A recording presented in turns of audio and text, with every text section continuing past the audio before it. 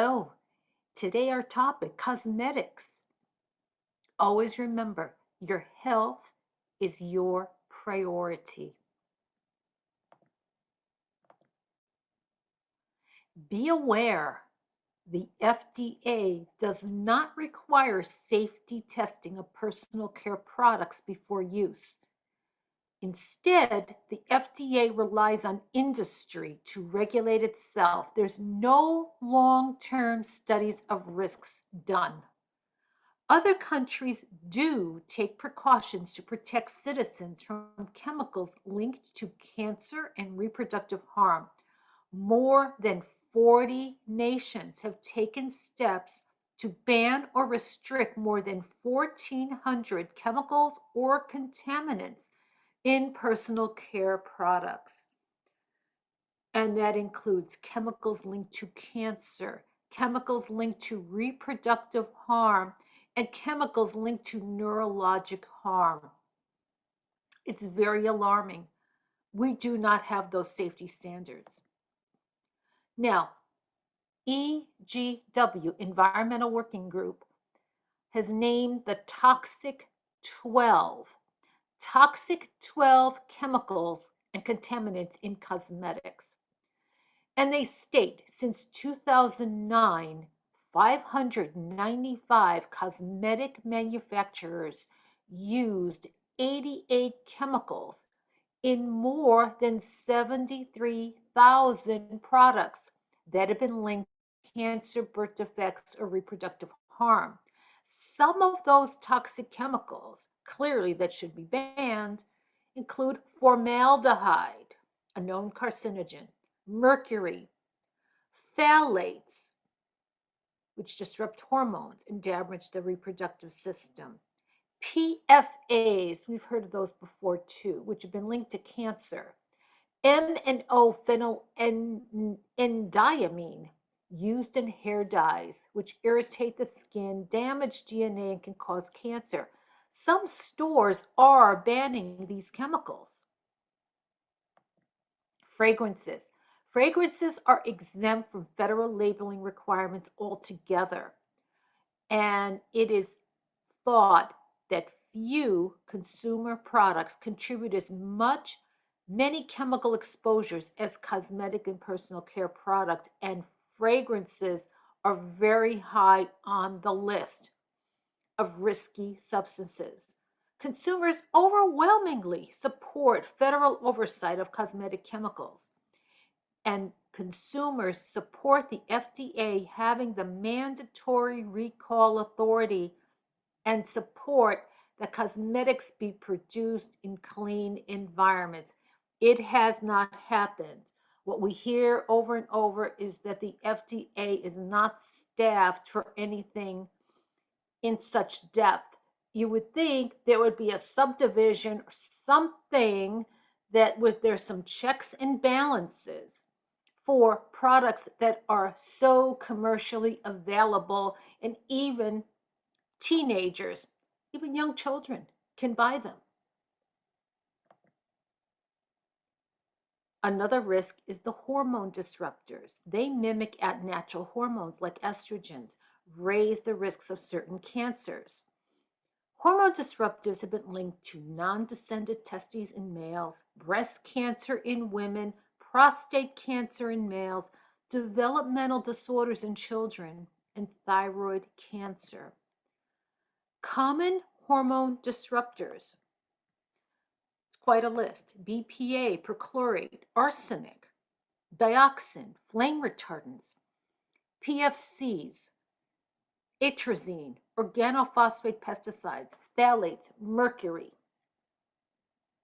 Do not expect you to remember all of those. However, as you're reading, you will become more familiar with them. Formaldehyde. Cosmetic companies often use a combination of chemicals that release formaldehyde so that they're not required to list the formaldehyde on the list of ingredients.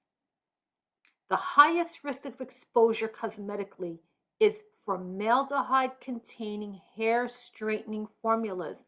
used in some Brazilian blowouts or keratin treatment. The most common risk is skin irritation, redness, itching, and that sort of thing. But it's just anybody's guess to surmise what the real underlying risks are. Coal tar dyes are frequently found in hair dye products, especially darker colors. Significant association with coal tar dyes and certain cancers. Also, coal tar dyes may be contaminated with heavy metals, such as aluminum, which has been associated with neurologic disorders like Alzheimer's.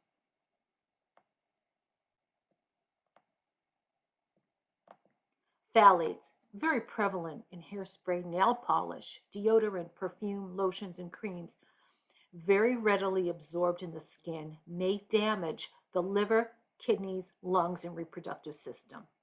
They have been banned in European cosmetics for over a decade, very prevalent in US cosmetics, and can hide behind the label of fragrances, which is really scary.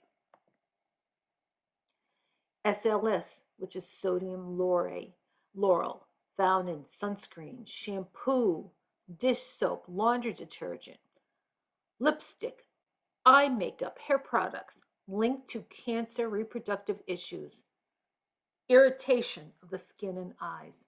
Now, what is our best bet here? These are these products are everywhere. They're commercially available. They're in our grocery stores. They're in our pharmacies. They're in our beauty stores. What is our best bet? One option is to consult EWG's Skin Deep. Skin Deep is an extensive database and environmental working group. Some people are critical of them. I don't know why. They are a nonprofit. They have provided so much information. So, it's fine to split hairs, but they do so much. Look them up and then look at your own products and see how they rate. They'll have a rating and you'll know very quickly if it's safe or not safe. So work your hardest to find products that are safer. There are more health conscious products out there. You can go to really any health conscious store and you'll find some brands, but look them up first. Do not be fooled. Don't believe, and I'm not going to pick on Whole Foods. I like Whole Foods. However, just because it's in Whole Foods doesn't mean it's safe, okay? There's a lot of products that slip in there and they got the right marketing and the right language. So be very careful. Now, EWG has verified products. They've taken a deep dive and seen that to the best of their ability, they are safe. So that certainly is one great way to go. But if you've got products that you like, check them out first, see if they meet the grade. If they're rated a 1, 2, or 3, oh, that's great. That's great. 1 is the best. So please, and it's a work in progress. Just because you checked last year, your product might get a different rating this year. It's a work in progress. Keep vigilant. It's better to be proactive and preventative minded than to find out that you were diagnosed with a serious condition later on that it was that these products contributed to. Anyway, be safe, be well, and we'll see you in the next one.